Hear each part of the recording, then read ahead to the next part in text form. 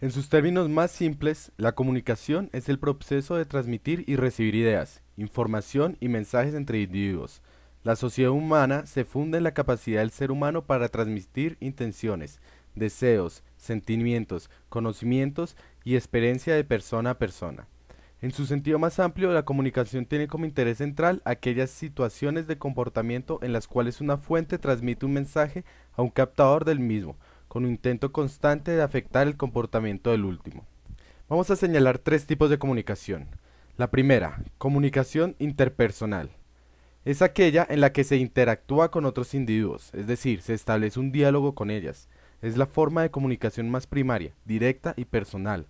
Podríamos decir que es la que utilizamos todos los días, a toda hora y con cualquier persona. La comunicación masiva.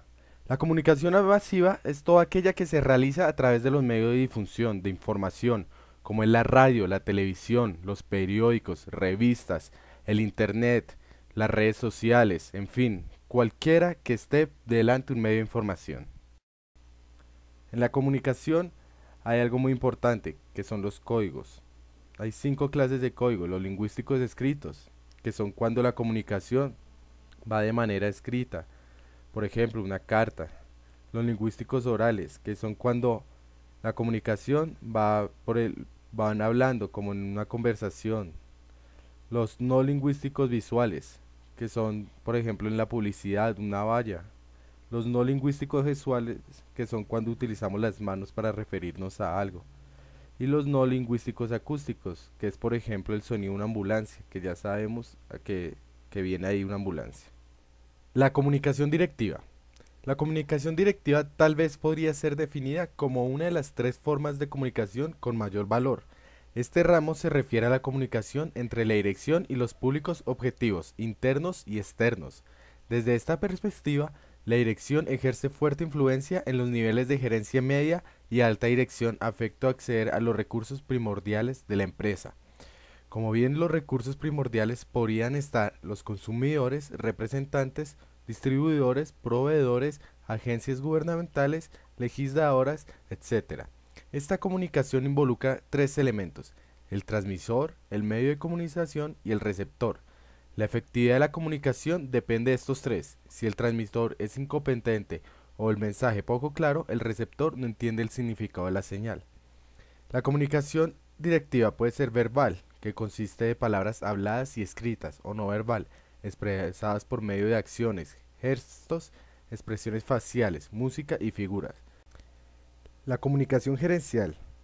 La comunicación gerencial se refiere al intercambio entre la gerencia de la organización y los públicos internos, es decir, sus empleados. Su función es hacer del conocimiento de los empleados lo que piensa la gerencia, y que la gerencia también sepa de los pensamientos de los empleados. La comunicación interna presenta difíciles problemas en una compañía grande, ya que debe ser transmitida por conducto de varios niveles de autoridad. En la transmisión, el significado del mensaje con frecuencia es mal entendido. En ocasiones los supervisores y trabajadores no interpretan la comunicación en el sentido de la intención de la gerencia, o ésta no está dispuesta a explicar políticas y acciones. Dentro de este tipo de comunicación existe la comunicación formal vertical, que sigue la cadena organizacional de mandar hacia abajo, desde la mayor autoridad por medio de varios niveles gerenciales hacia los trabajadores, misma que consiste de diferentes formales: boletines, periódicos, empleados y mensajes verbales, y hacia arriba partiendo de los empleados por conducto de los varios niveles de autoridad hasta la alta gerencia, así como la comunicación formal horizontal, que se refiere a la comunicación entre ejecutivos, supervisores y jefes de grupo de un mismo nivel y autoridad. La teoría de la comunicación es un campo de estudio dentro de las ciencias sociales que trata de explicar cómo se realizan los intercambios comunicativos y cómo estos intercambios afectan a sociedad y comunicación. Es decir, investiga el conjunto de principios, conceptos y regularidades que sirven de base al estudio de la comunicación como proceso social. Esta empezó en Estados Unidos, a partir de los trabajos matemáticos de Claude Shannon en la teoría de la información y de Norbert Wiener en la cibernética, alrededor de 1948.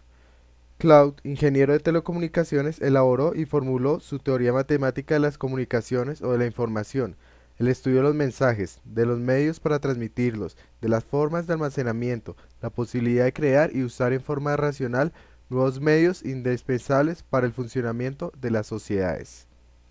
Estas se componen de una aproximación muy básica. El emisor es quien emite el mensaje, puede ser una persona o un dispositivo. El receptor es quien recibe la información. El canal es el medio físico por el que se transmite el mensaje. En este caso, lo podemos hacer posible por el internet, por la televisión, por la radio, periódicos, revistas, en fin, cantidad de cosas. El código es la forma que toma la información que se intercambia entre la fuente. Y el mensaje es lo que se quiere transmitir. La teoría asertiva. Como estrategia y estilo de comunicación, la asertividad se diferencia y se sitúa en un punto intermedio entre otras dos conductas polares, la agresividad y la pasividad. Suele definirse como un comportamiento comunicacional maduro, en el cual la persona no agrede ni se somete a la voluntad de otras personas, sino que manifiesta sus convicciones y defiende sus derechos. Cabe mencionar que la asertividad es una conducta de las personas, un comportamiento. Es también una forma de expresión consciente, congruente, clara, directa y equilibrada, cuya finalidad es comunicar nuestras ideas y sentimientos o defender nuestros legítimos derechos sin la intención de herir o perjudicar, actuando desde un estado de interior autoconfianza, en lugar de la emocionalidad limitante típica de la ansiedad, la culpa o la rabia. Cabe decir que otros tipos de comunicación es la pasiva, donde son personas que no defienden sus intereses, no expresan sus sentimientos verdaderos, creen que los demás tienen más derechos que ellos mismos, no expresan desacuerdos.